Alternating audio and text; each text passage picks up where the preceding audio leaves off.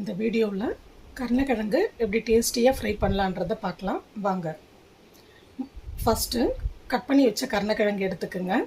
அதில் 2 ஸ்பூன் மிளகாத்தூள், 1/4 ஸ்பூன் மஞ்சள் தூள், தேவையான அளவு உப்பு, கொஞ்சமாக புளி கொஞ்சம் கரைச்சி ஊற்றிக்குங்க.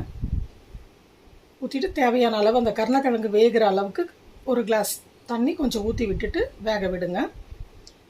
ஓரளவுக்கு நல்லா வெந்தவுடனே தண்ணி கொஞ்சம் நல்லா சுண்டிடும். கொஞ்சம் கருணக்கிழங்கு வெந்தவுடனே ஸ்டவ் ஆஃப் பண்ணிவிடுங்க.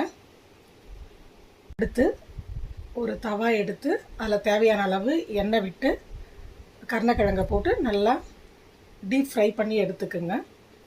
அவ்வளோதான், டேஸ்டியான கருணக்கிழங்கு ஃப்ரை ரெடி. ட்ரை பண்ணி பாருங்கள். தேங்க்யூ.